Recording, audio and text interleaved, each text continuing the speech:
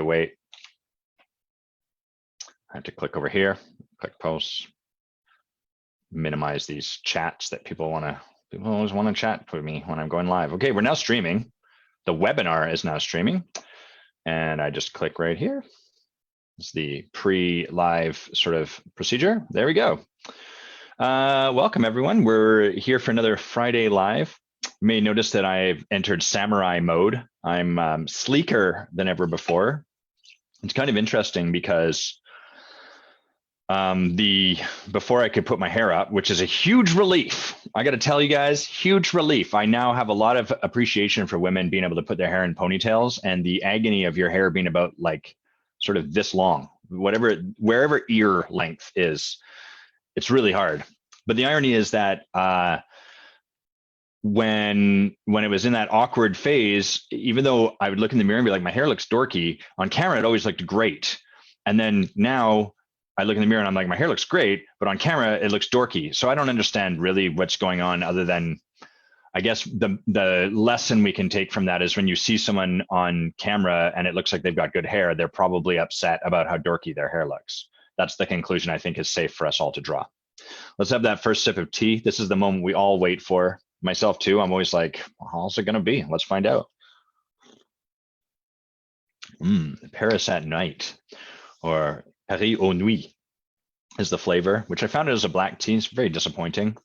I'm all out of rooibos. Last week I told you I wasn't drinking caffeine. I was drinking, and I burnt through a tin of rooibos like yay big.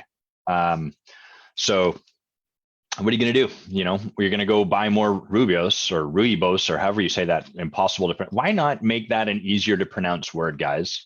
If you did that, I think you'd sell more. Happy Valentine's Day, Maria. Anyhow, we're back on the black tea for now. That may not last. I'm enjoying not drinking any caffeine. And you know, the funny thing is I noticed zero difference actually between last week drinking rooibos, whatever that stupid word, however you say that, and black tea this week. But I do trust that there's an impact anyhow. And I'm a big fan of, I like the idea of removing stimulants from my life, and I guess we'd call alcohol a depressant, stuff like that. I noticed that I'm just minimizing that stuff in my life more and more. Maria, I love ginger tea as well. When I was in Costa Rica on the medicine ceremony I did in December, they had coffee, but they'd advised us try not to drink coffee unless you absolutely have to while you're in ceremony, so that you can create like a real clean space for the medicine to do its work. But what they did have was these giant vats of ginger tea that they made.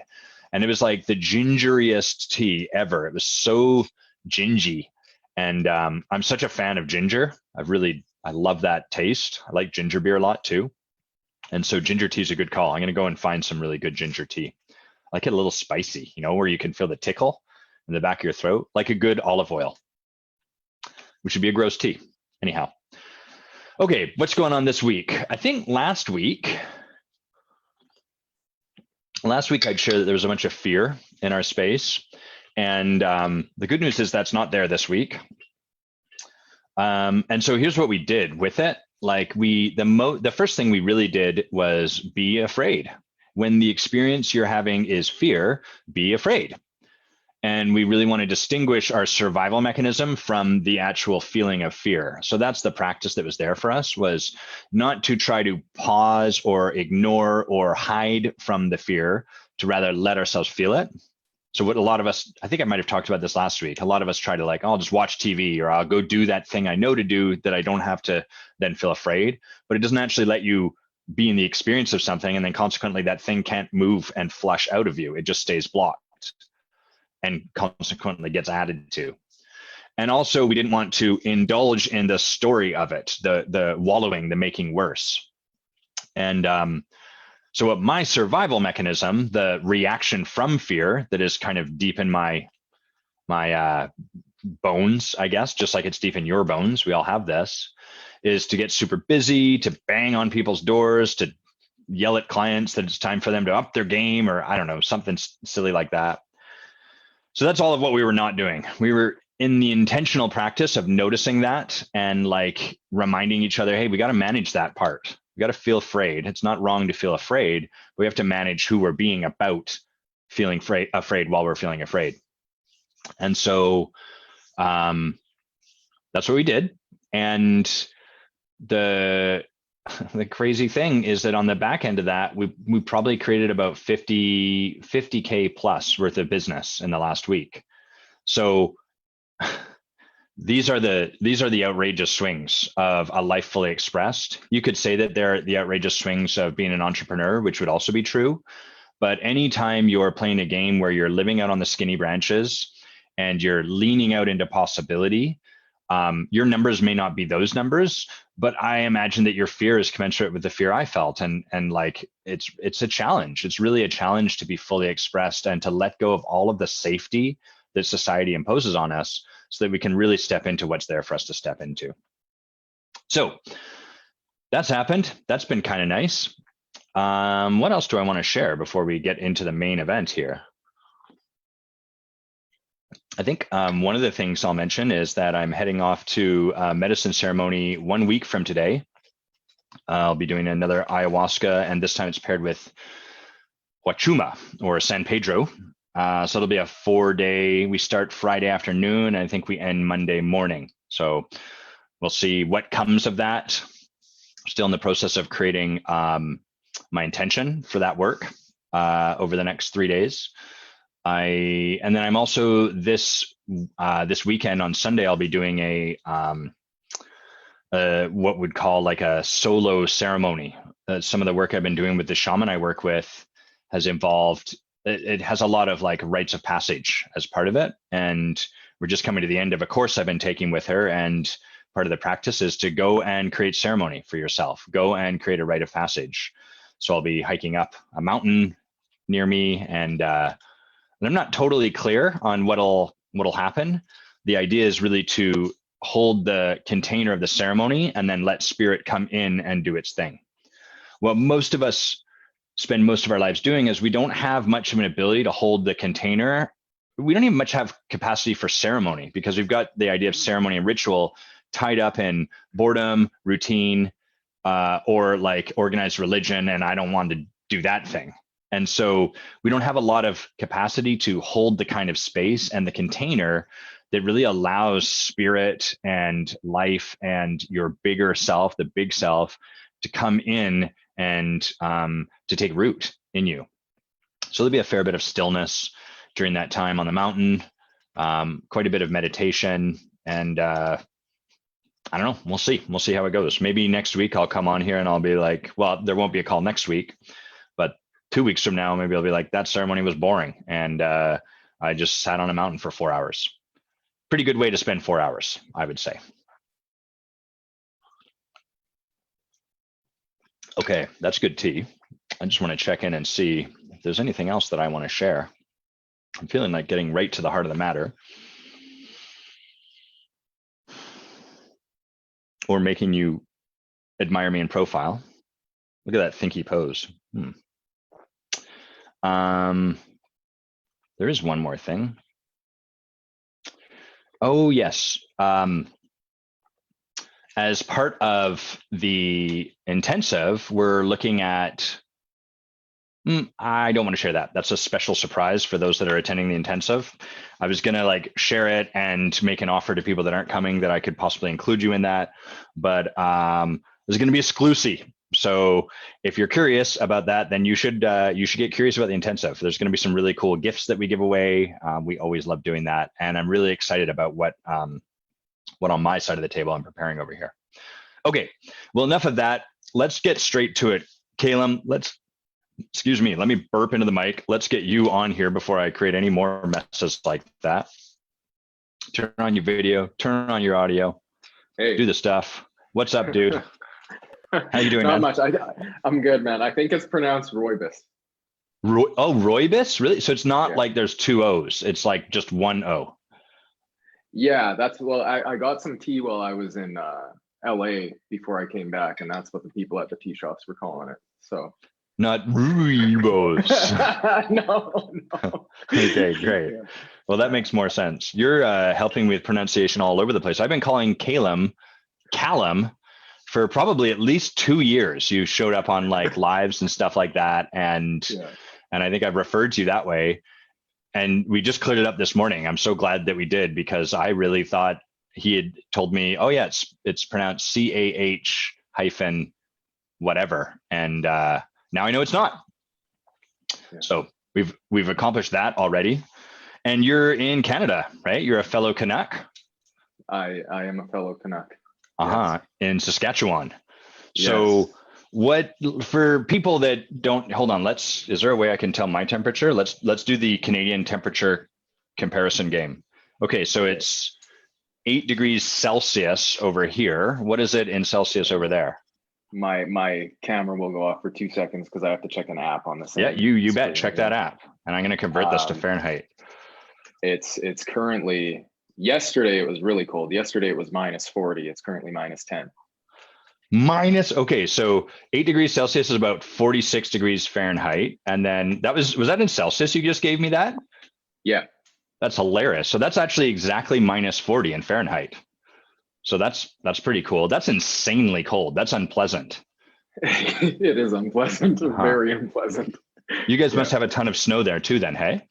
No, actually, it snows more when it gets a little bit warmer out. But the last few winters here, we haven't had a ton of snow. We'll get like one good dump, and then it's just fluctuates from warm to really cold to warm to really cold. I guess that makes sense. Like you'd have no moisture in the air when it's yeah, it's really dry here. Huh. Well, that was a good start where we talked about weather. We're simulating small talk. Yeah. Getting comfortable with the uncomfortable part of the conversation. Okay, so what are we going to dive into, Kalem? What are we going to talk about? Well, I remember filling out that questionnaire, but something that's been present for me right now is just specifically when it comes to building relationships, whether it be personally or professionally. Something I come up against this week is I have a really good friend here who's an owner of a tech company, and they're doing really well. They did this networking event the other night, and I think I saw you acknowledge them in a post. Is this the same person? Yeah, cool. Yeah, it would be. And so I went, and I had a lot of thinking around and a lot in my head around, what does it look like to utilize this as an opportunity? And because of all the thinking I had around it, I left going, oh, I didn't really utilize it as much of an opportunity, but I did connect with 2 or 3 people there really deeply. And judge myself for it a little bit. But what I realized over the course of the last, 6 months is there was a portion. So about 9 months ago, I went through a separation in a relationship, and I felt like I had gone through it pretty gracefully. But something I've been noticing lately in certain relationships when I'm with certain people is that I'm just, I'm not as connected or as open as I would like to be with some of them. Like some of the people that I just noticed, like I'm just not as deeply connected with this person as I'd like to be. Yeah. And I've looked at that a little bit over the course of the last, couple of months, and I've just been seeing that there's just been a little bit of hesitation there, a little bit of trouble there in terms of just like going right into trusting people, just because of the nature of the separation I had gone through. And as much as I know that, these other relationships have nothing to do with that, I think that, there still might be something just kind of unconsciously at play when I'm not paying attention to it. And sometimes, so I've been a lot more reserved. I feel like, there's a few people who I'm connected with, like deeply connected with, who I trust, but I just, I noticed I'm reserved around some of the people who I really want to connect deeper with. And it's, I'd say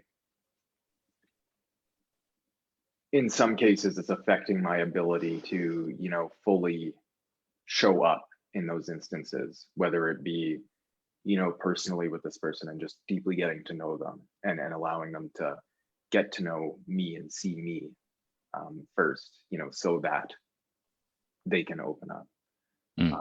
And I just, one of the reasons that's been getting to me a little bit is just because, what I'm doing with leadership lately, and how much, I see where I can be a great example of leadership, but it's just getting to me because I see that, this is, affecting, when it's present, my ability to lead as powerfully and as well as I know I can. So how's it affecting it? I guess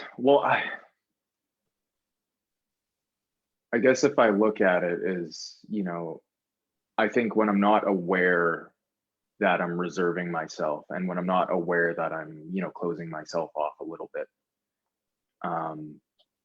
that, there might be some impact being left on the table for the people that I'm leading, or the people that I'm being of service to. Okay. So I don't know that for sure, but it occurs to me, that could be something in the way. But when I am aware of it, I heard you talking a little bit about it on the beginning of the call, is when I'm aware that insecure thinking is taking place,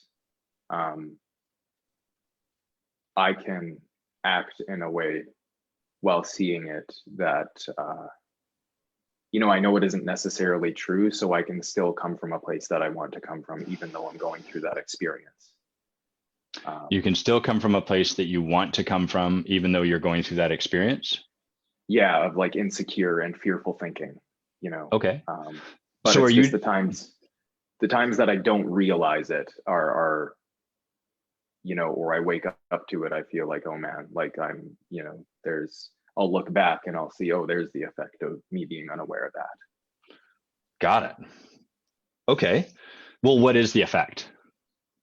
So I got sort of conceptually, it might be impactful to your leadership. It may, right? Yeah. But it doesn't sound like we have any direct evidence of this. Do you have any kind of, oh man, because of that, this? Well, it just feels like there's a little more of disconnect some of the time. Okay, so you're left feeling disconnected? Yeah. At the times that I look back and realize, like, yeah, I've been disconnected for a little while. How is it sharing this right now? It's weird because lately I haven't felt disconnected, but it's just coming up, like today when you asked me how I was doing, I'm good. I've the last couple of weeks it's been good, but there was a period of a little while before that where it would be like, poking my head out of a gopher hole every once in a while and going, oh, I feel connected again. And then like getting, just falling back into the current of feeling disconnected for a while. And so it's become really present for me lately. But, it seems like it's coming up right now because it's not something that I ever, like, I wasn't like, oh, here's a solution to that. I've just started feeling a lot better the last couple of weeks, but I would like to remain feeling connected for the most part. I guess that I don't really like the experience of feeling disconnected. You don't really like it, but you notice you're creating it, it sounds like. Yeah. What do you notice what do you think it is that has you create that?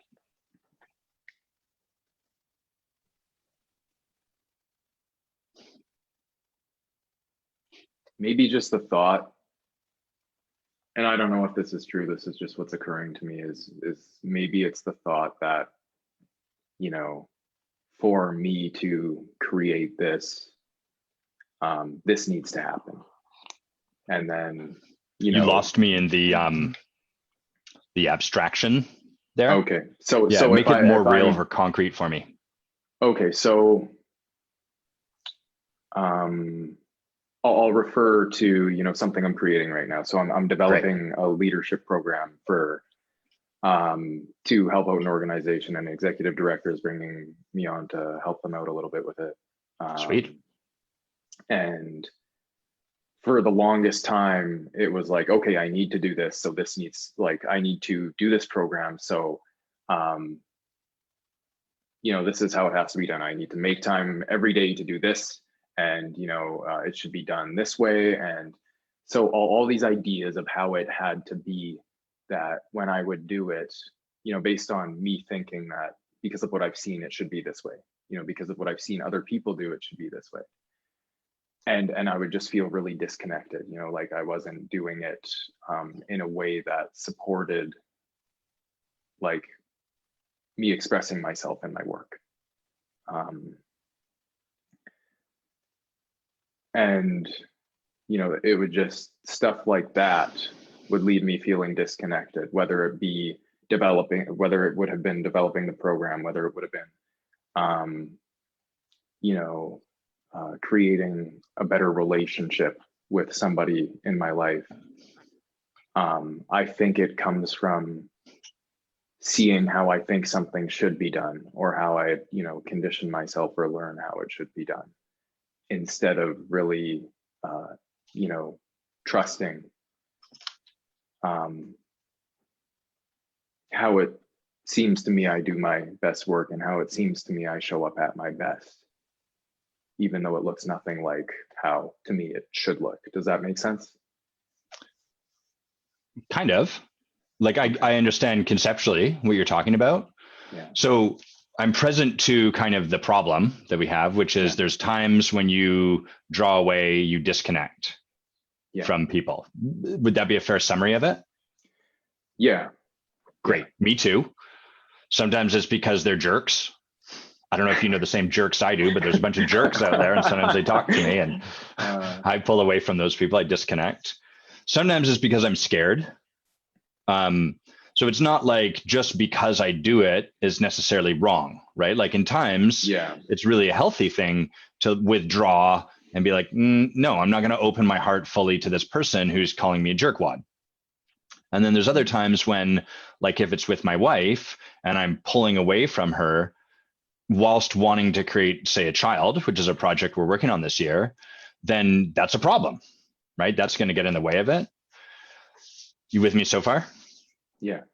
So is there something that you're trying to, like, is this actually in the way? I get that it's sort of like a thing that you can distinguish as happening. Is it in the way of anything you're currently trying to create? Well, right now, in the past couple of months, it seems to me, no, like things have been rolling, but I've seen in the past that when I, draw back and seclude myself for too long, the business has suffered, so that's where I see something can happen. Right now, it seems like it's doing, pretty well. Like there's a lot flowing. A lot of opportunities are coming up, and I notice that even, I notice that when I am, to your point, afraid rather than, drawing back in a healthy manner,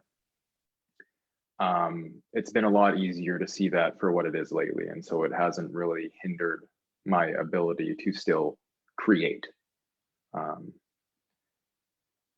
Okay. Yeah. How connected do you feel right now on a scale of 1 to 10? Oh, probably about a 7. Okay, cool. I would have put you around like a 5. Like I'm present to you. Your eyes are off, looking up. It sounds like you're kind of speaking. Nothing wrong with any of this. Yeah. I guess like I'm a little more. Right? Yeah. So right now I'm doing a little more thinking. I'm a little more heady. A little. Just a tiny bit more. Yeah, just a little bit. Yeah. So I mean, yeah, I guess a 5 would be fair. When we hopped on the call, I would have put myself at a 7. Okay, cool. Yeah. So I'm kind of curious, like there's always a danger where I think I would call it like the seduction of this kind of work of really self-help in general. Self-help, partnered help, whatever coaching is, supported help. The danger is that we notice anything that might be like, oh, that could be honed, that could be an edge, and then we're like, I got to fix it. Like everything becomes something we have to take on, as opposed to like, well, hang on, maybe I don't need to address that right now. Maybe there's really just allow that to be, and that's the work to do. And so I'm of a few minds. One is, if it's not up for you right now, I'm curious what is. Like it sounds like it's been a bit on your mind, but I don't hear it's actually getting in your way of anything you want. And so I'm kind of curious, like, well, so what would there be to take on that might be getting in your way? If it's something that really is, you're like, yeah, I really feel like it's getting in my way, then we need something concrete to actually like coach against, because right now it's all abstract. It's like conceptual.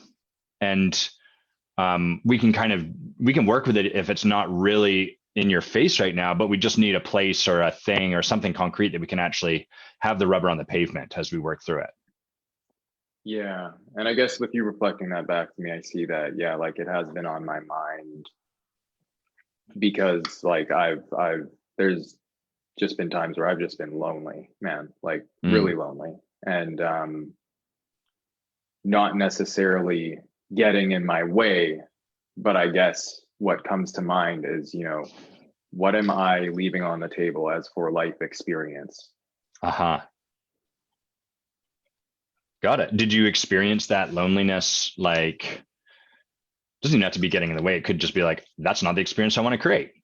Like I'm feeling this and I want this experience, which is of connection or intimacy or whatever. Like intimacy is part of who you occur to me as a man. Mm-hmm. So was that part of the experience that you had, say, at this event you were at not too long ago? Yeah. And that's like when you bringing that up, that makes complete sense, is because like, yeah, for me, intimacy in my relationships is very important. And there wasn't much of it occurring, Got it.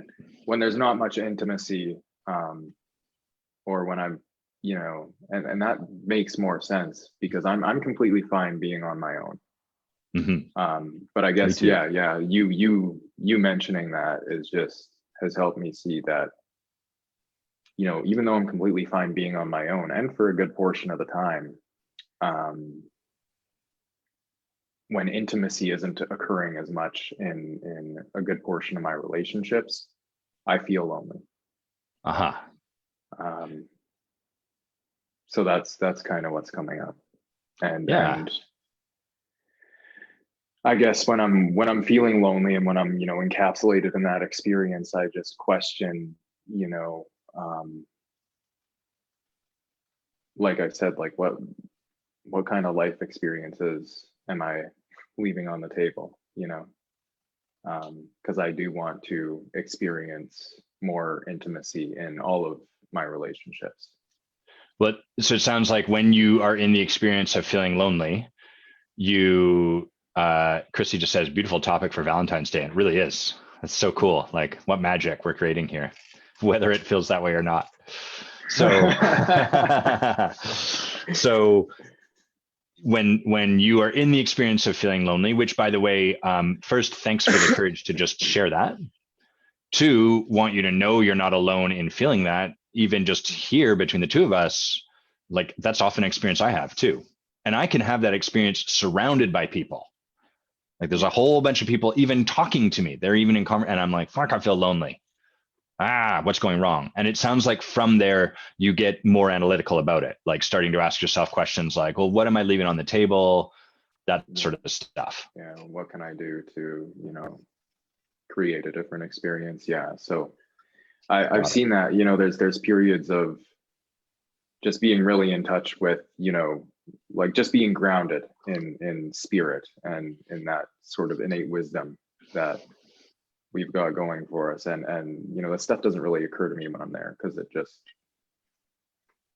I'm just grounded in it. But yeah, there's times that when I'm not in the remembrance of that, I forget that I'm always connected. And so I get that experience of loneliness, and then I get in my head about it. And yeah.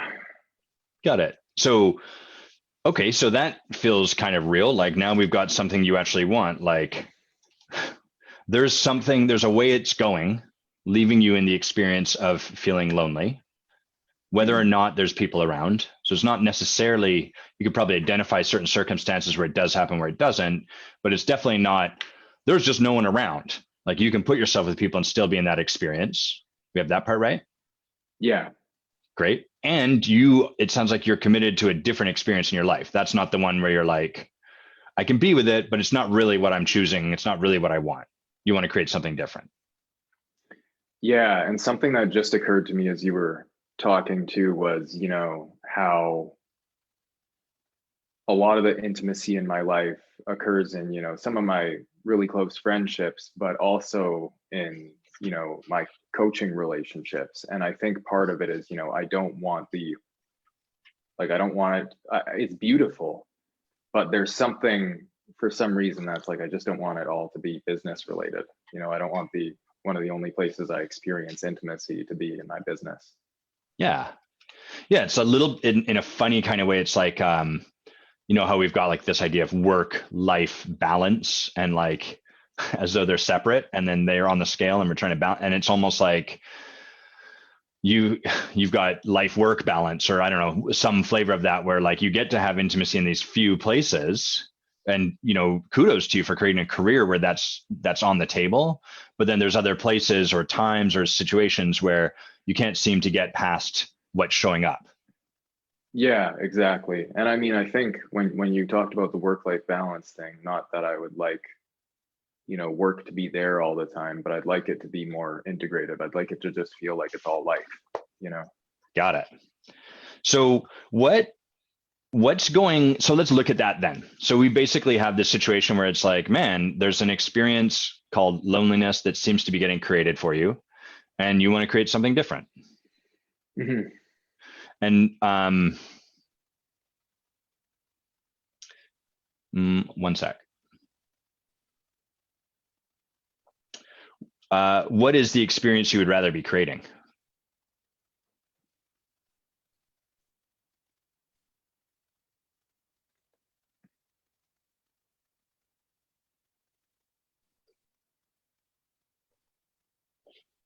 I mean, the first thing that occurs is to say, intimacy and connection, but I just feel like there's something else that's to be said. So I'm just sitting with it. Sure.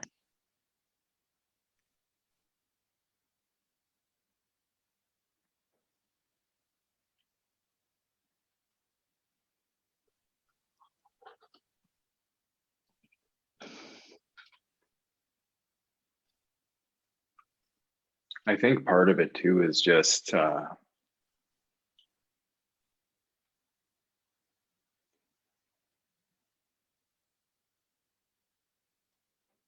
just a sense of being without doing anything or and this is something that I thought I was over because it rarely occurs anymore, but for some reason it just came up as this idea that that the value in my relationships, or people in my relationships valuing me, has something to do with something I'm offering them or giving them. Right. Oh man, it's something I've come up against multiple times, and that has disappeared multiple times and reared its head again. So yeah. And probably will again. Like as you step into, some people will tell you like, I can help you never feel that way ever again. My experience is that our fear is kind of, it's created as we're young, the particular flavor of our fear and the stuff that it prevents us from getting and all that. And then as we step past our edge into possibility, the fear rises and it tends to look the way we learned to create it. And then we like address it in that area. So you have broken through. You have eradicated this in a lot of areas, I trust. And it sounds like you're now playing a bigger game. And what do you know? That's creating new fear. And what do you know? The fear has a tendency to look kind of like it's used to looking. So it would make sense that you're simultaneously like, man, I thought I'd gotten rid of this, which you have, and fuck it, it's back. Yeah, yeah. And that makes a lot of sense, because in the last, week in particular, like playing the game has become a lot bigger. Aha. Good for you. Nice work. And yeah. So it's exciting, but along with the excitement comes, the fearful thinking, and it doesn't look exactly like the story, but it feels like it. Yes. Yep. Totally got that. So that's interesting to see, because, even though I'm present to the fact that it's not necessarily real, to the fact that, to the fact that it's just a story, I still experience the feelings, whenever it arises. Yes. Right? The truth of this stuff is it's never really just a story. It is like, it's kind of both true. It's both always just a story, but then from our story, we act a certain way, which creates an environment that's a reflection of how we're acting, which is a reflection of the story. And so then that reinforces the story. And then we end up in this world that actually is it's more than just a story, because we've created a world that's a reflection. Do you know what I mean? Yeah, I get what you're saying. And yeah. And I guess, like, so for me, when the acting as a result of the feeling happens, like, it's usually like, there's sometimes where it comes up and I see it right away and I'm like, okay, I don't have to do anything about it. But then there's times that it comes up and it looks real enough that I have to do something about it. And that's when, I kind of go down the little whirlwind. Yes. Okay. Well, let's talk about that. But first, I'm going to talk to our people watching and listening, which is, so if you cannot tell already, part of who Kalem is just as a being, ontologically speaking, meaning we all have kind of a unique essence and essential nature, a set of qualities of being. Part of who Kalem is innately, I assert, is connection and intimacy.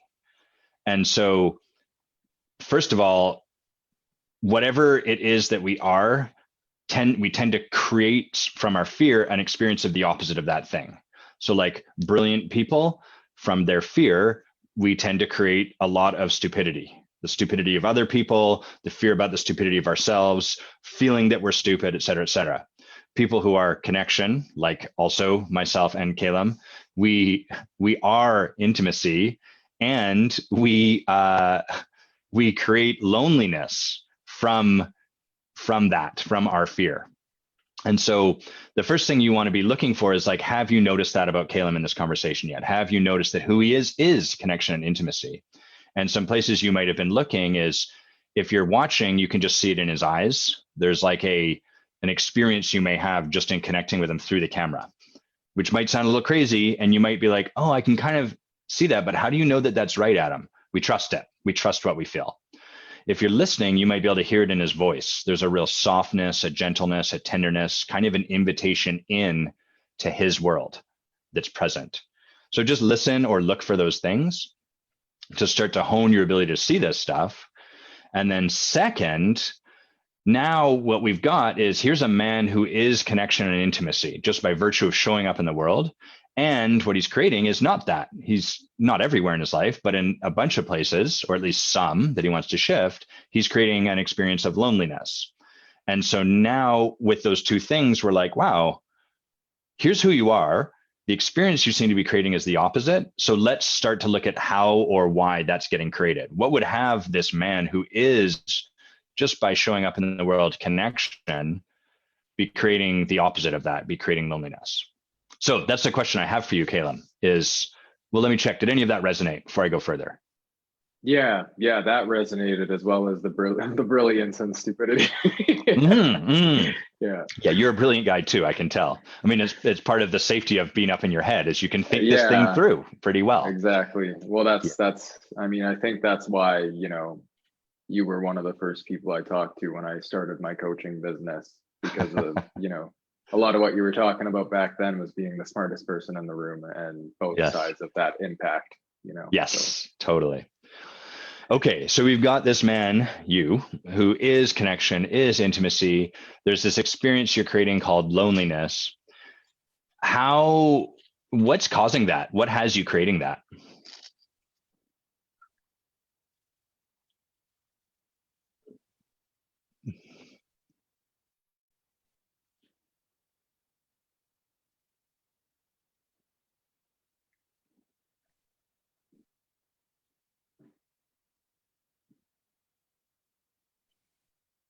I guess just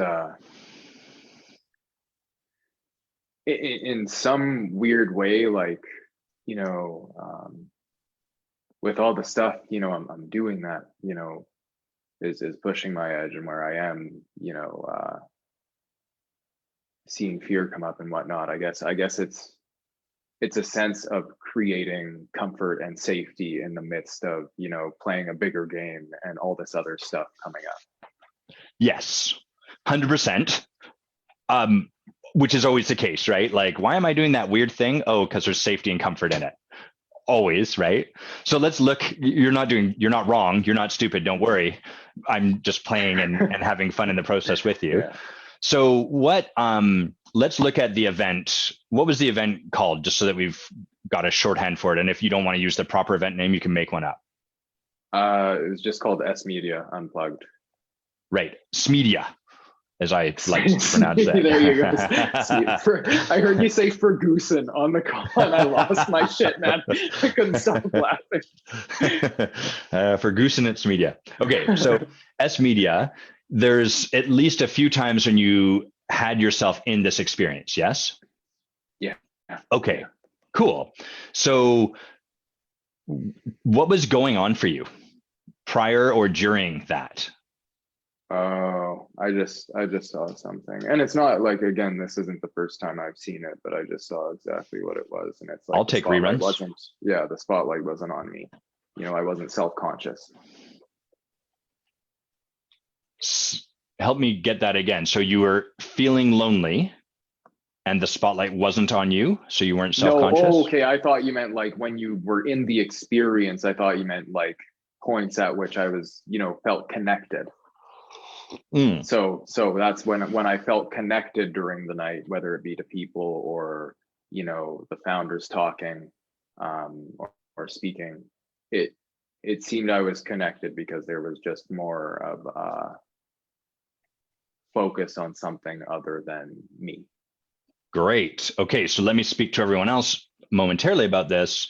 So what a lot of people will then do from what Kalem has brilliantly just distinguished is be like, great, so let's figure out how you can then make a point of putting the spotlight more over there on other people. But that's just going to continue to play out the context, the paradigm that he's operating in, which is focus on them, connection, intimacy, great, focus on me, freeze up, keep people out, blah, blah, blah, blah. So we don't want to help Kalem get more of what he's already doing. That would just be strategizing inside the same box that he's got himself in here. So right now we're trying to get a picture of this whole box. So connected, when focus over there, awesome, feeling connected, feeling intimate. Not a big deal, right? Not self-conscious.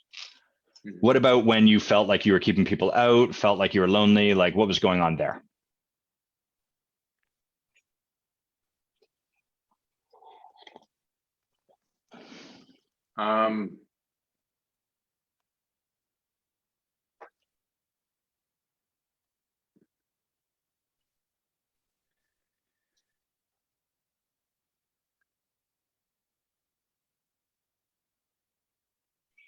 I don't know which one of these things comes first, and I'm kind of just like calling myself out on one of them. But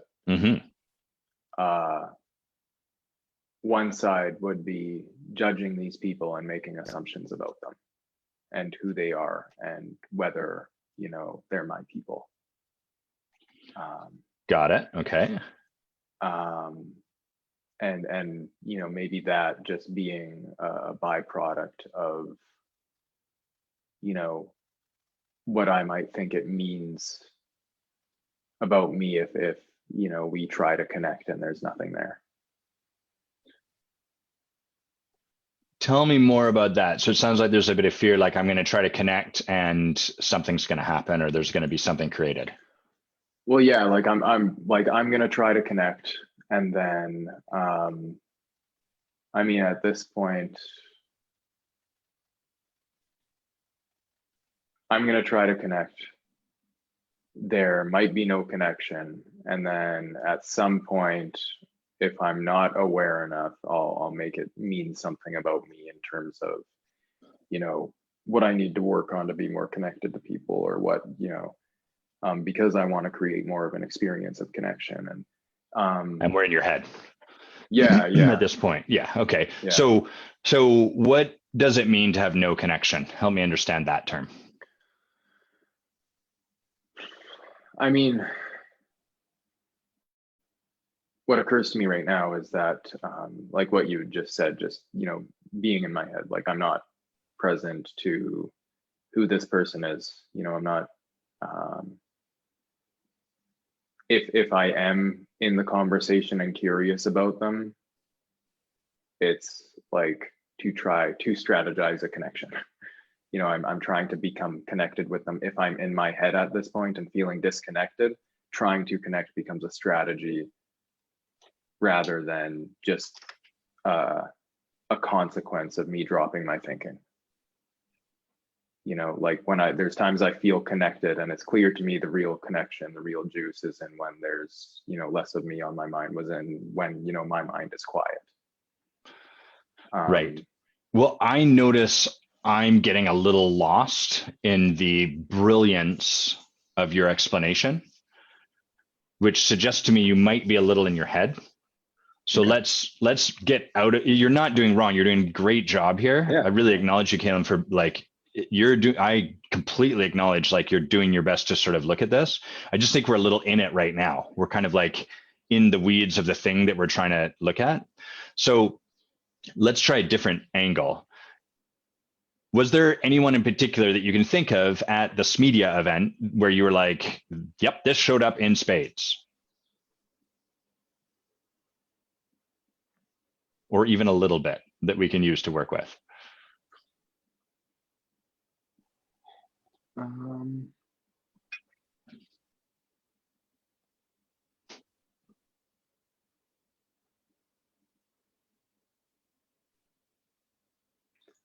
I honestly, like, when I showed up, unless someone had approached me first or unless I had seen someone I had already known, um, it was just kind of an experience. There wasn't anyone like I had the experience with in particular. I just looked at a lot of people and I'm like, fuck. So these You people know? you want to go talk to, and you're like, oh, that person I would maybe like to talk to, and you're just like, nope. Um, there were a couple of people, I don't know who they were, you know, I don't really remember specifically, like there along the night there were definitely people and experiences of that nature. I just don't remember the specifics, you know. I remember the conversations I did have, and those conversations, there were actually, you know, connection present. You know, there were a few conversations that I had, but I think, Well, was there any point like we kind of need I love that there was places where you created the connection, but we don't need to talk about those because you're already creating what you want. So it's like, cool, you're nailing that. Hashtag nailed it. But I'm hearing that there's places where you're like, man, I really wish I could create something beyond this experience of loneliness. And so like, well, let's try one more and then we can shift. Maybe there's a different direction for us to take. But was there a point where you were like, boy, I wish in this moment I could create something different, or like either go and talk to someone, or some point where you're kind of like, oof, I'm really feeling lonely here and I'm stuck?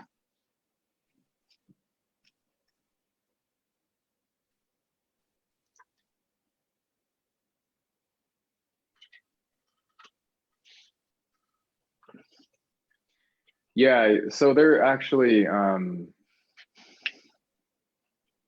one of the like the woman who's the head of people and culture at my friend's company. Um, I wanted to talk to her. She was quite busy most of the night, so most of the time I would go, okay, I don't want to just like barge in or anything. Okay. It's like there was this sense of like if I just approach somebody, I you know I was I don't know if it was this, but making an assumption that they were assuming something about me before we had got to know them, like gotten to know each other. And so I would just draw back, Got it. because I didn't want them not to see me for who I was. But at the same time, it was like I was trying to protect myself from that. Got it. So what are you worried they're going to see? What are you worried they're going to see you as in these situations? You just show up, you're like, hey, I'm Kalem. Yeah.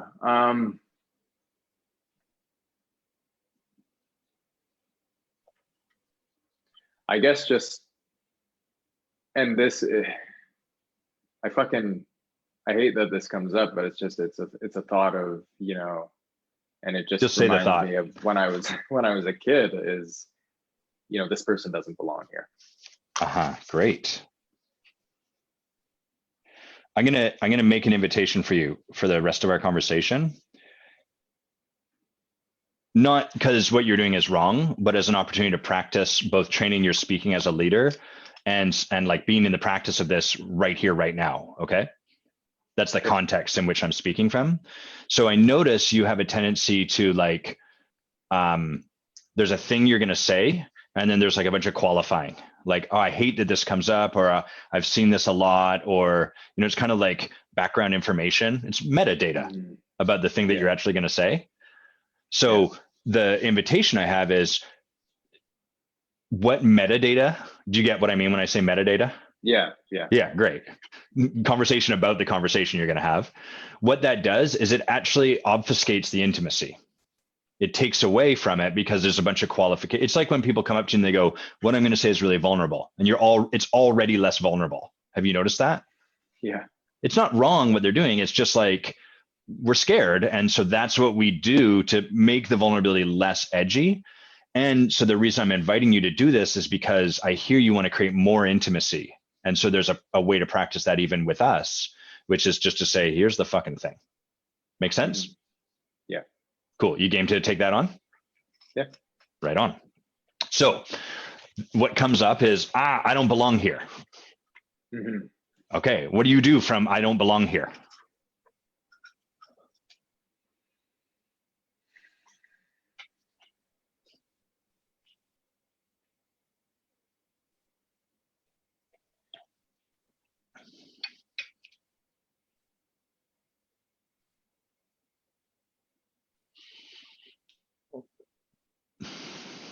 Walk around, look at my phone a little bit, and then every once Love in a that phone. while, um, every once in a while, I'll come across somebody who I actually slow down enough to look at, make a bit of that initial connection with, and say hello, and then we have a conversation. Got it. So that's kind of like a moment where you break through a little bit. Yeah. Yeah. Great. But I'm guessing that even if that was just the strategy, if you were just like, I'm just going to empower that for the rest of my life, it would probably lead to you connecting more with certain people, but not the people ultimately that you're really here to connect with or that you really want to. Like there'd be some Yeah. limitations to that approach. Great. Yeah. Yeah. So awesome that it's not a dead end completely. Like you're not stuck just being on your phone forever. You Mm-hmm. do sort of talk to people or whatever, but still not necessarily like not with the pace, not with the velocity. It's kind of getting in the way a little bit. Yeah. Yeah. Okay, great. What are some other strategies? So we've got look at your phone, sort of wander around, talk, like find a safe harbor, maybe as a way we could think of those people that you'll look at and kind of start talking to. What are the Mm-hmm. strategies do you have when I don't belong shows up, whether it's before talking to someone, while talking to them, etc.?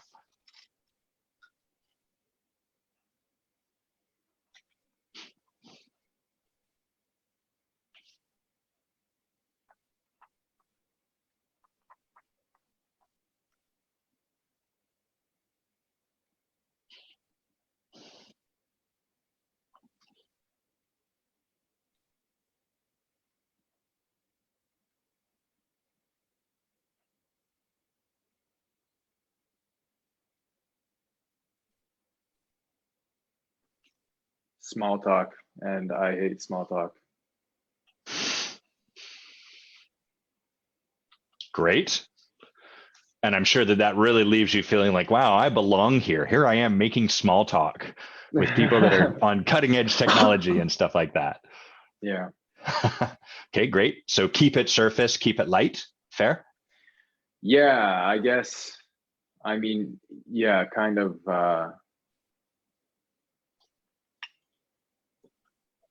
It's like at some point there's sort of an avoidance tactic, and if I go too deep too fast, what are they gonna think? If I'm just really interested in getting to know the depths of this person, and they're going, oh fuck, dude, I'm not here for that. Right. Does that happen ever where you're like, I don't belong, so I'm going to try to get in so deep with this person, I'm really going to dive in to overcome not belonging? I'm going to be so fucking interested in this person. I don't know about. Well, yeah. So that actually had happened while I was there with one of the people, and just getting interested in them and what they were interested in talking about. And something I actually noticed is that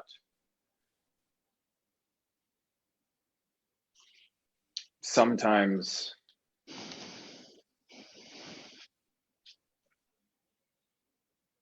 I guess sometimes it's what they're interested in, diving into that just to me might not be as an interesting conversation. Like getting interested in them doesn't mean that they have to talk about what I'm interested in. Right. I also notice, to maintain that conversation.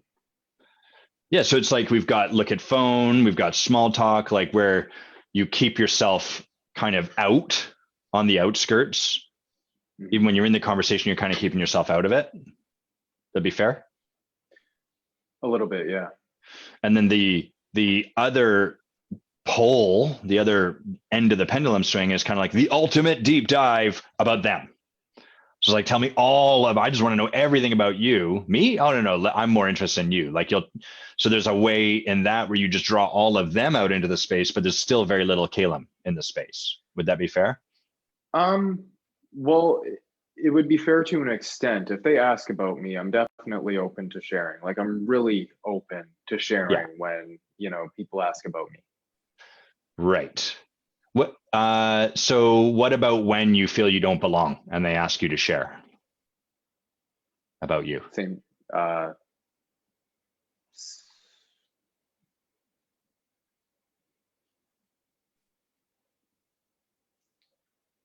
in some cases it's the same, but in some cases it's The I same see how? that the same as in just, if they ask me a question about myself, I share it in the same way as I would if I felt like I belong there. I might be a little more uncomfortable.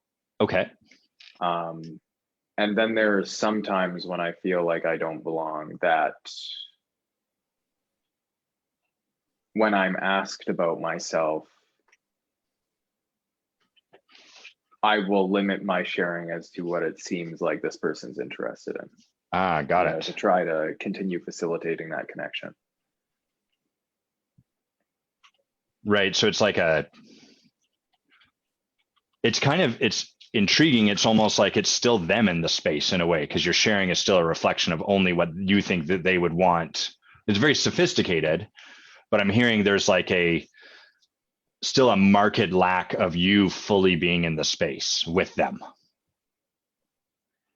Yeah. That's some of the time when I don't feel I belong. That's definitely true. Got it. Okay.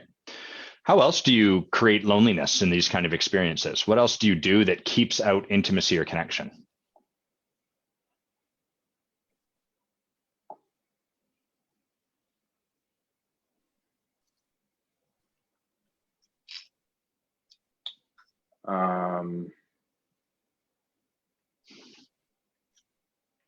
The odd times I will. So for example, I was feeling a little uncomfortable, and then I had a friend here who deals with a lot of commercial real estate. He actually got S Media this building, and I didn't know he did. And he ends up there and says hello to me, and I'm like, oh, it was like a breath of fresh air. I'm like, oh fuck, someone I know, Yes. And so that's another way, is like I can easily just get into a really deep conversation with somebody who I'm already connected with and know. Uh-huh. Okay, great. What else?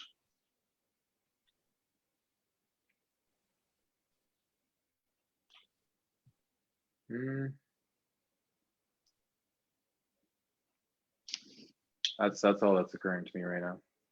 Okay. Well, you're a pretty brilliant guy, and it sounds like this thing is fairly like real for you. Like it doesn't sound like it's just skirting around the edges of your peripheral. Like, oh, sometimes I create this experience that I don't want, but it's just over there. It's not a really big deal. So I suspect you probably have a bunch more strategies. So if you're willing, I'd love to hear just like what's one more thing that you might be doing that reinforces this, that keeps out what you want, keeps you safe, keeps you from being in the space.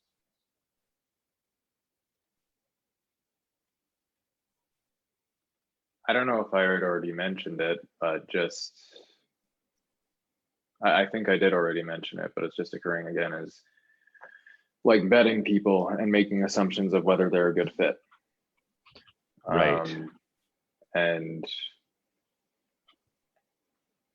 yeah, so just doing that without knowing anything really. Great. So you're like deciding whether they belong or whether you belong with them. Mm-hmm. Yeah. Great. And how about hanging out in your head? Is that another way you might create an experience of loneliness? Yeah, but I thought that's what we've been talking about this whole time. In a way it is, but it's also like I could imagine you talking to someone and they're like, hey, tell me about what you do. And then you spend the whole time up here talking from your neck up without really putting any of really like your heart into the space. Sometimes, a portion of the time, like if Great. And it matters on, if I don't feel safe enough per se. Yeah. Which is what this is all about. I don't belong. I don't feel safe. If I put myself fully out there, I will be rejected, right? Yeah.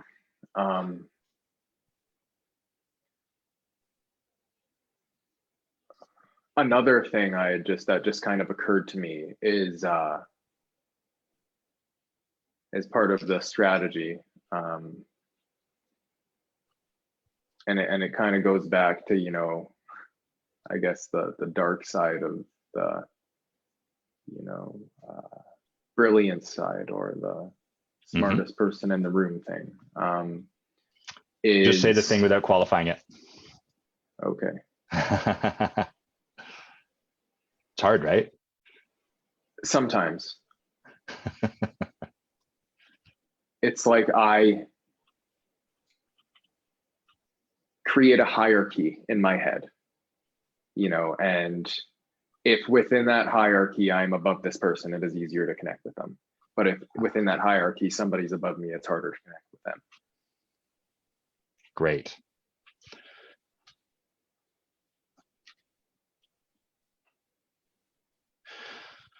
What are you present to, having sort of spoken all this into the space?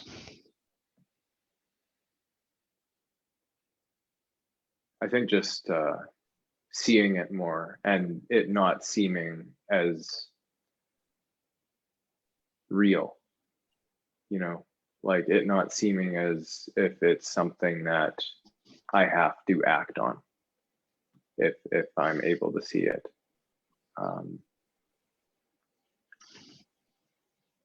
But I'm also just present to that,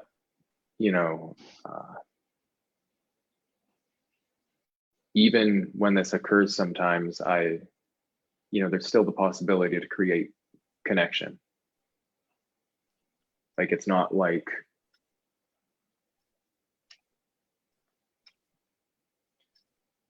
I guess what I'm kind of seeing is that this stuff can occur, and it doesn't necessarily have to get in the way of me showing up and connecting with somebody. How would you connect with someone while this is occurring?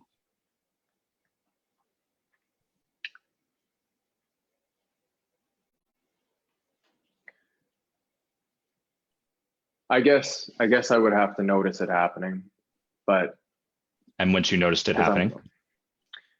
A lot of the time, once I notice it happening, it's kind of easy for me to just like, it's like the experience will kind of deplete itself, and then it's like, okay, I'm good. But there's times where I don't notice it, and I guess, yeah, it's pretty hard to create that connection. But well, what about the times when you do notice it and it doesn't just kind of deplete itself?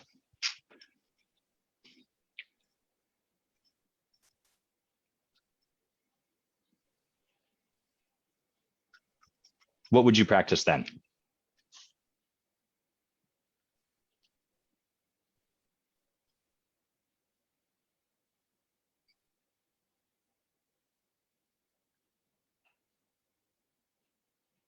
I think just being with it.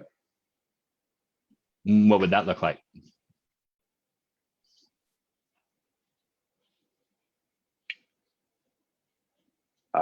I don't know, other than it's hard to articulate or explain. It's just sitting with it without doing anything about it.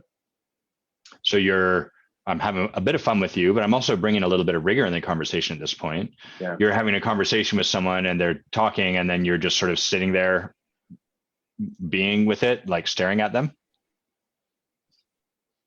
You've got this fear like, wow, this person's high up in my fabricated hierarchy. I feel like I don't belong here. It's all a reaction to, yes, a story about some fear, but still the fear is real. You feel the fear. And so now you're like, oh, I'm going to be with it. What does that actually mean in real terms? Well, when you're talking about it in that respect, I assume that's where you want to make the difference, as opposed to on this blackboard of equations that we've got where it's more abstract. Well, it's so what it looks like, in a sense, I don't know. Okay, great. And in a sense, when you bring up that specific situation, there's been times where it's come up in those conversations, and I don't know exactly what happened. Well, I guess what happens is I just genuinely get interested in the person. And I don't know, like, it's not like I have a strategy to get there. Sometimes it just happens. Yeah. So sometimes stuff will just happen, which is awesome when it does. It's just that there's not a lot of power in that approach, because it's kind of like, well, I don't really know the things or what there is for me to do other than to like practice an abstract concept like being with something, and then hopefully this will be one of those times when it just happens. And if not, I guess it just wasn't one of those times. Yeah. That's a totally fine way to approach life. Like, I'm not here to advocate that one way is better than the other, but I notice that it's a way that doesn't let us really be fully at cause for what we want to create. Because there's going to be some times when there's someone you really want to talk to, because you really see some possibility for them and you in that conversation. And you're like, fuck it. I'm not willing for this to just be a sometimes maybe it'll go away. I really want to bust through this. I don't want this thing to be at the whim of, the currents of the wind or whatever it is that make up sometimes it happening. So that's why I'm really standing for you here, Kalem, to kind of get out of your head into that moment when it's scary. And this fear is just like, yo, I'm scary. You're going to have to choose one way or the other with me right here beside you. Not making your fear go away. So it's just a story and it dissipates and you don't have to worry about it. But actually like, yep, fear's there and I'm going to step through it. Mm-hmm. So when I don't belong is there for you, when you're in a conversation, when there's someone that really matters, they need to hear your voice and you need to hear their voice. How could you create more intimacy in those moments? What could you practice? Well, there's been times, and I think about it now, where I've honestly just playfully called myself out and said, "Look, I was fucking scared to talk to you, but here I am. I want to get to know you. You seem Nice. And how'd interesting that to me." go? I mean, pretty good most of the time. Right on. Yeah. And then sometimes they just look at me fucking weird. And that's Yes. okay too. Yeah. Okay, great. What else could you do? That's a great practice. I love that one. Um,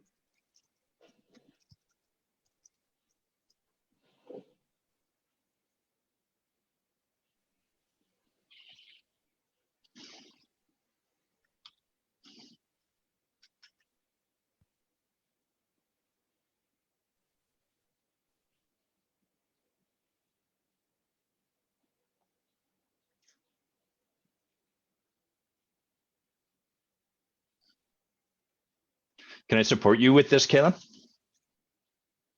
yeah. Well, I just had something else occur to me that I do like, and I guess there's a bit of getting to know someone before it, but maybe it might be one of the strategies to connect someone with somebody else who I think they would be great to connect with. You know, facilitate a connection for someone as a way to connect with them. Right. You know. I would say yes. Yeah. Because it's a little bit like, how do I make there's nothing wrong with these either, right? Like these are, people create books and industries on these strategies. So it's totally fine, right? Like it's kind of what we do to manage our fear. It's scary for me to go up and have myself just be in the space. I'll bring someone along with me, and then it like that will actually provide a lot of value. So I think that's awesome. It's just that what I'm hearing you really want to create is the ability to create intimacy regardless of circumstance. Meaning there's going to be times when there's just that person and no third person you can bring along to be like, hey, you got to meet my buddy. By the way, I'm super cool too, which you are. Mm-hmm. So what are you feeling right now in this moment, Caleb? That I don't know. What are you feeling? So you're thinking that you don't know. What are you feeling? You might have to close your eyes. You might have to take a breath, draw a breath down to your stomach. Everyone who's not watching, his eyes are still open. What are you really feeling in this moment?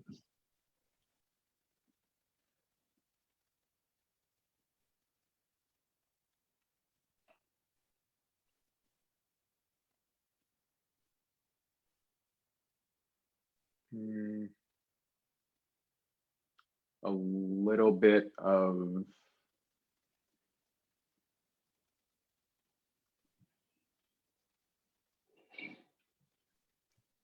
I guess what occurs to me to say is indifference. And great, let that sit. Take another breath. What are you feeling now?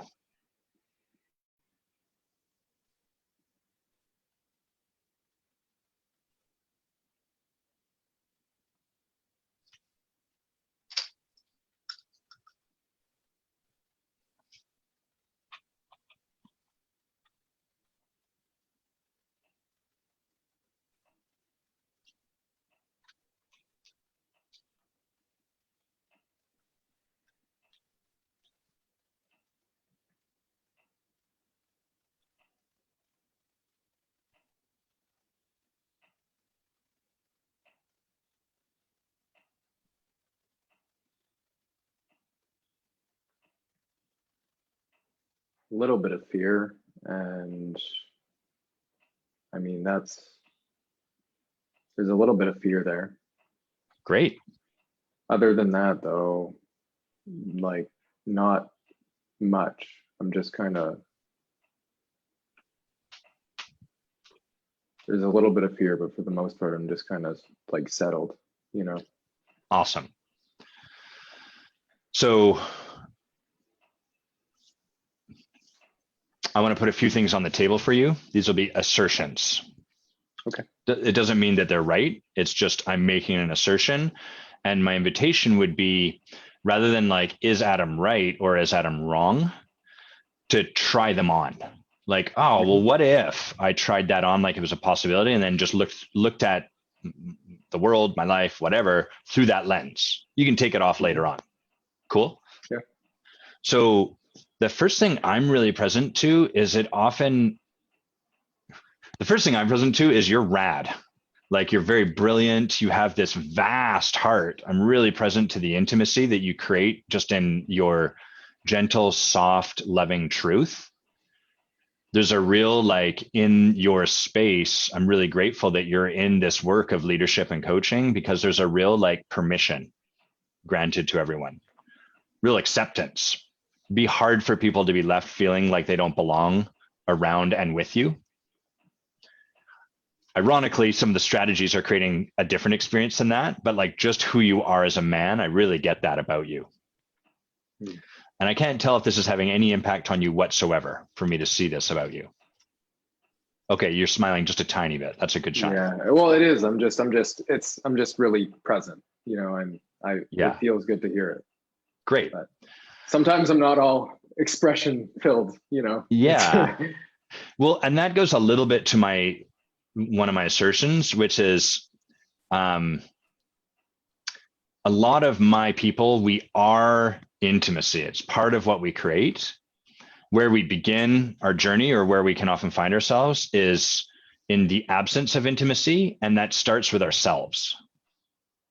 So what I noticed was, like, there's just a lot of time you spend in your head. It's not bad. You're really good up there. Your head is amazing. You can do a lot from that place. But to create intimacy with other people, we first have to have intimacy with ourselves. Like, what am I actually feeling in this moment? What are my desires? What do I want right now, right here? I want an ice cream bar. Side note, you don't have to do anything about that. It's just there for me. And so that's why I asked you, like, what are you feeling in this moment? And it takes a long time for you to get present to that, for whatever reason. It doesn't really matter why. I guess like, and I'll bring this up. I was running on an assumption of, like, what are you feeling about, this? So what am I feeling in this moment?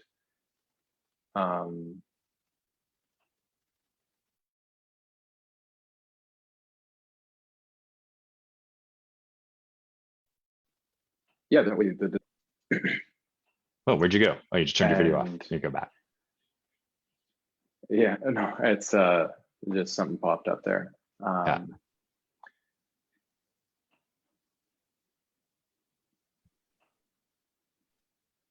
I also, like, feeling wise, I guess just a couple of desires is just to have a lot more fun, like a lot more fun with what I'm doing. Yes. Awesome. Because I do have fun here and there. Like, I do have fun with what I'm doing, but I want to have more fun with what I'm doing. I want more adventure. Yeah. And it's who you are, Kalem. But for whatever reason, and I trust you came by it honestly, there's just a lot of going into the safety of your head and, like, working it out. Mm-hmm. And so, as a practice, one of the things I would really invite you to be in, like, just checking in with yourself, is like, what do I desire in this moment? And what do I feel in this moment? Really just listening to the voice of your heart moment by moment. The voice of your brain is so loud right now, it's hard to hear your heart, which just then makes it hard to create intimacy. Because intimacy, the definition I like is into me, see. And if you can't sort of see into yourself, it's hard to let other people into that, because you're like, I don't know what there's to share, really. Now, to be clear, you're practicing this in a bunch of places. So this isn't like you're a total failure and you're doing it wrong and you're never doing this. Like, you can point to places where you're doing it. I'm just standing for you to put these into practice in the places where it's really edgy, because that's where the growth can happen. Of course, you're already doing this stuff in certain places. You are intimacy. So it'd be weird if you never, ever created moments of great intimacy with people. We just want you to be in the practice where it's like someone who you've got in a hierarchy, or you're like, I don't belong with this person, or whatever it is. Mm-hmm. Yeah. Would it serve you to write these practices down? I'll remember them and I'll write them right after. Okay, great. You have my word. I have a really good memory. I trust you. Yeah. And I bet you do. So one, really invite you to like, what do I desire in this moment? What am I feeling in this moment? And what'll predictably happen is your brain will say a bunch of stuff as soon as you ask that question. Well, I'm thinking that maybe I desire this because last Tuesday. Great. Let your brain get all of that out. Blah. Then set it aside and say, great. Now, what do I actually desire and feel in this moment? Mm-hmm. Do you get that distinction? Yeah. Do you see something that might be possible or that might come from that practice?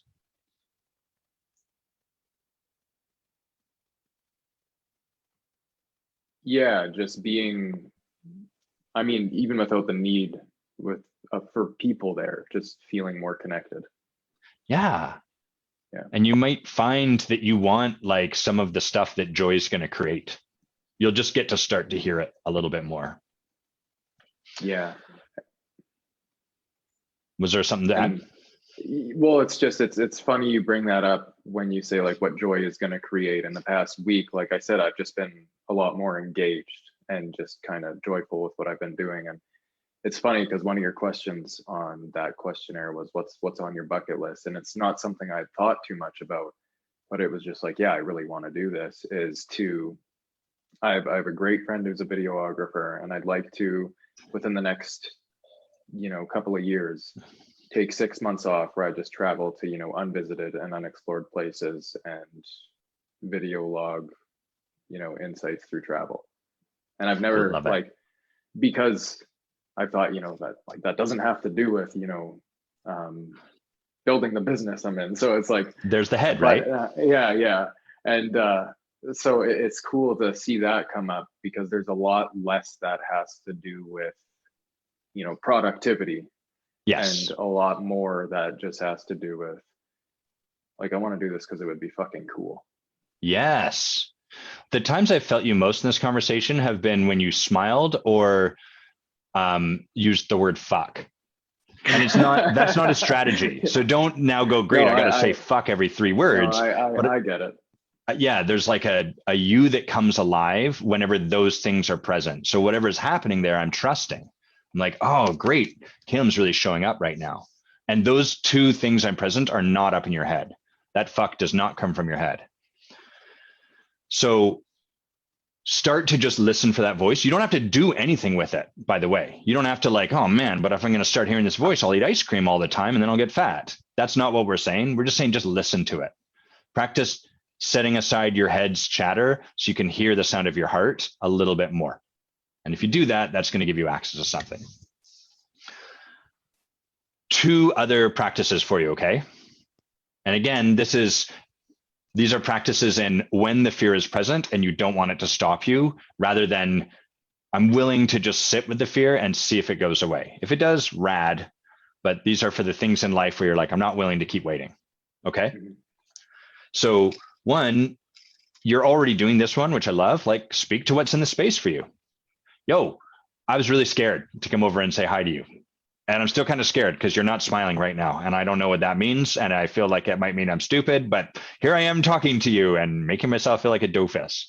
So you can speak to what's in the space, because that's creating intimacy. It's letting people in. Mm-hmm. You're already doing that one. Keep practicing it. It's awesome. Got that? Yep.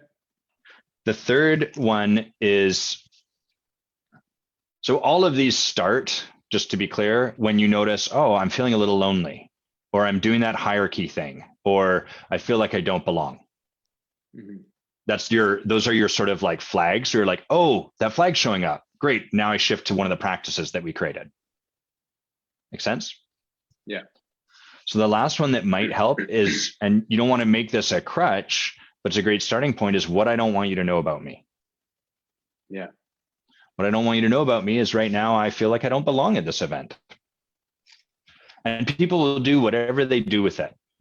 They might be like, well, you're a loser. Only losers feel that way. And the truth is, that's the cost of intimacy, is when you let people in, sometimes they're going to throw Snickers wrappers on the floor or punch you in the heart or do whatever people do because they're human.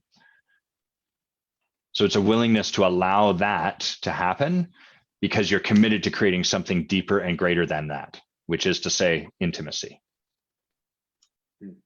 Yeah. Is there anything else you see you might benefit from practicing, Kalem? I've trained myself to say your name the wrong way. Anything else you see you might benefit from practicing when I don't belong, all of that stuff shows up?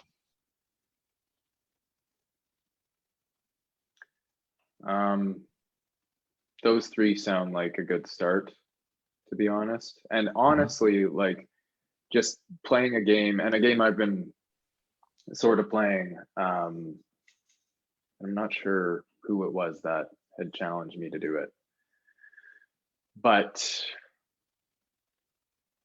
to just connect with people and get used to, you know, if I've gone a little while without connecting with people outside of my business practice and outside of my, you know, close friends and family, just while I'm out, you know, going up to somebody and saying, hey, I'm playing a game where I'm not going home until I compliment somebody, and just acknowledging them for something that I see. I love that. And I would love to offer you a tweak on it now, because it sounds like you've been doing that one a little bit and it's given you some results, even if the results are just like, hey, I feel connected more to the world. Yeah. Yeah. Acknowledge them without any preface. Mm-hmm. Hey, your hair's amazing. Hey, I love your style. Hey, you're smart. I'm sure you're doing a better job than that. But to take it, because can you see that there's even more intimacy that gets created when we don't qualify it? Yeah. So I think that's a beautiful practice on you.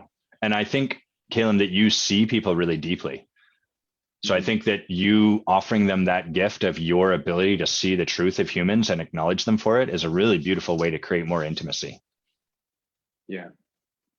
Yeah, no, that I would agree with. I know I definitely see people deeply. Yeah. Cool. Well, I'm glad we got to something we can agree on. That feels really good. Cool. Right on. Okay, cool. I'm going to finish by acknowledging you. Anything for you to have this conversation be complete, this part at least? I feel complete. I just think part of the something cool that I saw that you had pointed out is how much I still qualify things. You know, and it's crazy because 2 years ago when we first spoke, you had brought that up. and I had paid attention to it for a while, and it's just it's sneaky, man. Yeah. I remember in a group I was a part of, we were doing one of the practices we were doing was everyone had sticky notes and you got prompts. And one of the prompts was give someone in this room, like kind of make a request or give them a practice that you think would set them free. And someone handed me a sticky note that said, I would love to see you show up in the room without any explanation or apology. And I was like, oh man, that really lands. I really can see both sides of that. The pre-apology, which is the explanation or the qualifying, and then the post-explanation, which is the apology or the making it okay that I said what I said and all of that stuff. So thanks for getting that practice. Kalem, I really acknowledge you for the intimacy and there is like a druidic sageness to you, like a real stillness, almost like yogi-like quality. It creates a real softness, but also a lot of gravitas. And I really acknowledge you for that. You know, there's like an obelisk just sitting there, not really saying that much. And we're just like, in the presence of this. You're using a couple of words that, what is an obelisk? Oh, sorry. Do you know the Washington Monument? Oh yeah. In DC. So that's an example of an obelisk. That's quite a magnificent one. So there's like a stature and a presence to it that it doesn't even necessarily say a word. And yet in its presence, we experience something profound. And you have that quality. And I really acknowledge the play and the joy and the exuberance that is within you. And I'm so excited for you integrating, for you being able to bring all of that to the table and knitting those together. Because from that place, the powerful presence that you have will really move mountains for people.